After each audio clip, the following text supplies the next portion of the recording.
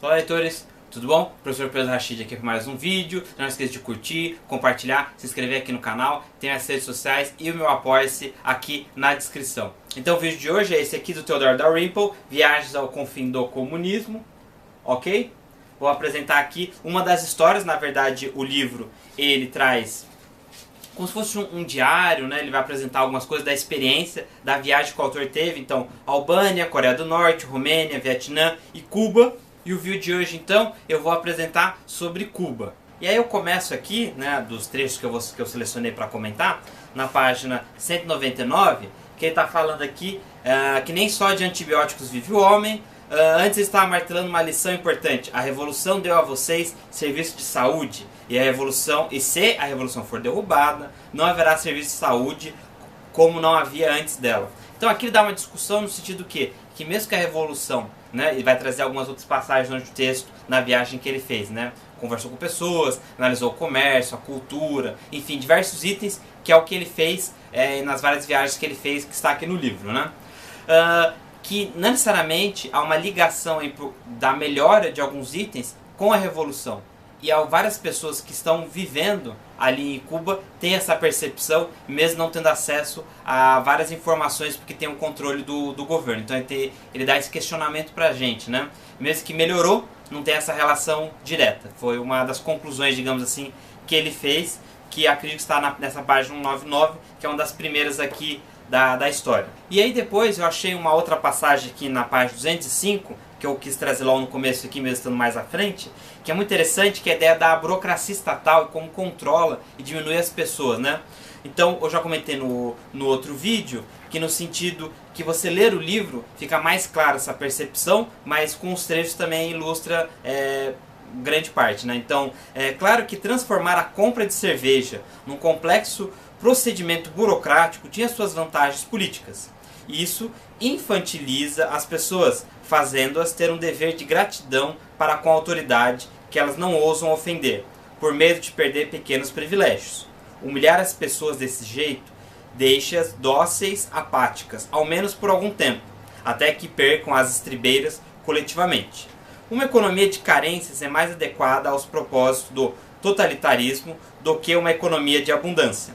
Fazer fila perpetuamente pelas necessidades básicas é a melhor garantia contra a subversão. Então aqui tem um trecho, né, que ilustra a ideia da burocracia. Aí na página 214 até a 217 ele faz um comentário, né, um pouco de história que ele leu, que ele conviveu ali, falou com as pessoas, olhou os museus, falando do Che Guevara, do Fidel Castro, etc. Bem interessante. Então eu vou ler aqui 3 parágrafos para dar uma ilustrada dessa ideia que eu achei bem bacana. De acordo com Guevara, o novo homem precisava ser construído. Sim, construído. Termo que ele usava várias vezes ao falar disto. Uma economia socialista sem uma moralidade comunista não me interessa, disse Guevara certa vez, revelando nessa breve frase a profundidade de sua ânsia de poder. Um dos objetivos fundamentais do marxismo é eliminar o interesse material, o fator de interesse individual e de lucro das motivações psicológicas do homem.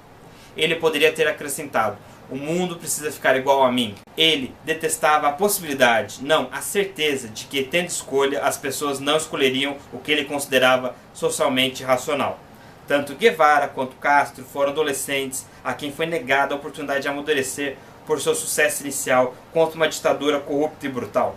Sucesso esse que fixou suas personalidades de uma vez por todas, cercado depois por admiradores e psicofantas, nunca precisaram aprender o que o mundo era maior que os seus egos. Então aqui acho que as passagens já ilustram por si mesmas a percepção que ele teve tanto dessas pessoas quanto sua opinião política. Agora na página 217 ele comenta a parte do comércio. Então tem um controle muito grande, tem algumas lojas com qualidade ruim nos hotéis onde os turistas podem estar lá, né, podem andar, enfim.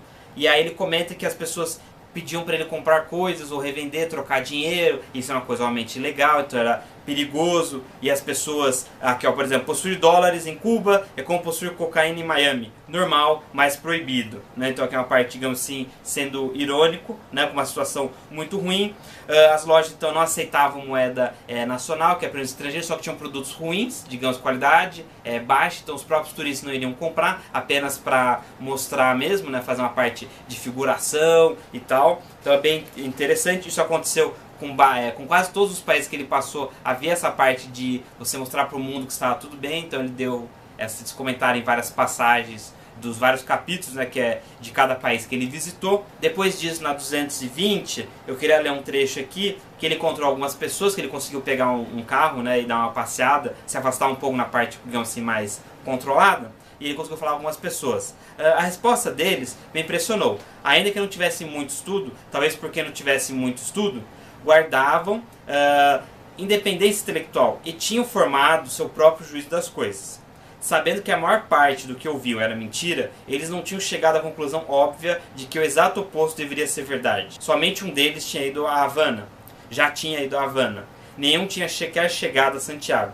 Suas opiniões eram o resultado de poucas informações de reflexão sensata, mas não eram rasas por causa disso.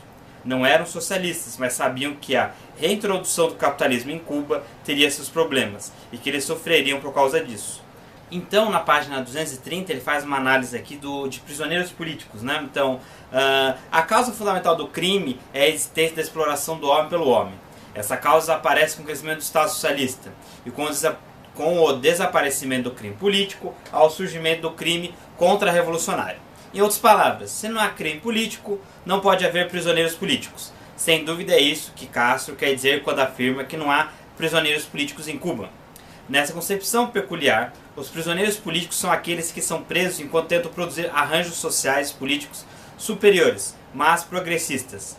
Qualquer pessoa que se entrega às atividades de oposição no socialismo está claramente tentando produzir a volta numa condição retrógrada. O crime contra-revolucionário, escreve Abel Henrique, nasce da resistência lógica das classes derrubadas que tentam recuperar seus antigos privilégios, e eles devem ser presos. Então aqui ele faz a análise, dizendo que com a mentalidade, o pensamento da parte dos esquerdistas, socialistas, etc. Bem interessante, bem alinhado às outras coisas que ele já comentou. Aí uma próxima citação da 231. Há um debate sobre a natureza das ideias de Castro em 53, se ele já era comunista ou não. Mas uma coisa é clara, ele já queria o poder a qualquer custo e queria obtê-lo pela violência. Seu espírito inquieto, que se manifestou cedo na vida, sempre achava algum pretexto para a violência. Apesar de seu programa político publicado ser radical, não era um radicalismo sem precedentes. Depois ele afirmou que não representava suas verdadeiras crenças, mas foi modificado para atrair tantas pessoas quanto possível para seu movimento. Em outras palavras, ele disse que, mesmo em 53, enganou seus seguidores para curvá-los à sua vontade. O ambiente moral em que viveu na sua vida adulta inteira, tal que ele, na sua verdade, sente orgulho na sua dissimulação. Ele é incapaz de ver que existe algo de mal nela, e sem dúvida descartaria esses escrúpulos como fraquezas desprezíveis. Continuando na 235, já é humilhante pretercer a uma nação dominada politicamente por seus vizinhos. Porém, quando sua cultura, sua arte, realizações científicas também são desprezados, o insulto é total. Imagine então o ódio de ver a maior descoberta científica da sua nação inescrupulosamente apropriada por estrangeiros que estão repletos de todo tipo de glória. Sim, nessas circunstâncias o nacionalismo é compreensível. Ainda assim é um mal, e os homens o manipulam com fins malignos. Sobre o nacionalismo. Uma outra citação da 237, ela também fala do entusiasmo duradouro das multidões por Fidel. Será que ela não notava a dissolução em Cuba da distinção entre o que era voluntário e o que era compulsório, uma das grandes marcas de uma ditadura totalitária? Ou será que eu estava só presumindo que o meu desgosto por esses regimes deveria ser compartilhado pela maioria dos cubanos? Então aqui um questionamento bem interessante, bem a cara do autor mesmo. E aí agora, para finalizar a última citação, eu volto à página 200. Por isso é justo dizer que houve melhorias sociais no governo de Castro, mas é impossível afirmar que elas ocorreram exclusivamente por causa dele, ou que elas não poderiam ter ocorrido sem ele. E parece-me que a única justificativa real, ainda que só parcial para seus métodos ditatoriais, seria se esses métodos, e apenas eles fossem capazes de produzir as melhores reivindicadas por ele. A Costa Rica prova que não é o caso. Enfim, é isso. Chegou até aqui, muito obrigado. Não esqueça de curtir, compartilhar, se inscrever. Tem as redes sociais, meu apoio aqui na descrição. A gente se vê no próximo vídeo.